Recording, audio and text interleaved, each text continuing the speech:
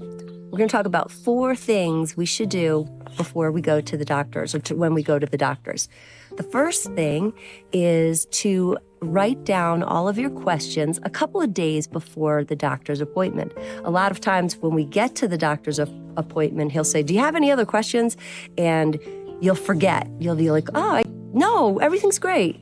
But really you had some more questions. So prepare and write it down and just leave a piece of paper so you can think of all of your questions. The second point is when you go to the doctor, make sure he answers all of your questions. Sometimes it seems like you know all of these medical terms, but you don't. And then you feel sort of stupid and you're just like, "Oh, okay." And you leave and you think, and you look at your spouse or your friend and you say, "What did that mean?" Don't do that. Make sure you understand that's why you're paying for the doctor. Explain it to him be very polite. You can even write it down. "How do you spell that, doctor?" And that's a very good idea. The third thing is remember that all of your documents are your documents.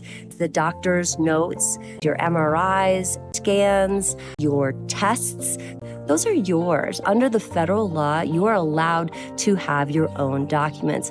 Let's say you're not liking what your doctor's doing for you, and you want to talk to another doctor, get another opinion. Well, now you don't have to say, "I need all of the documents because I'm not liking what you're doing." You can do it sneakily, and you could get all the information and go to somebody else and see how that goes. The fourth thing is to be your own little scientists. Something will happen and a doctor will say, "Well, I don't see anything. Come back in 6 months and see." But you know at your gut that something's not right.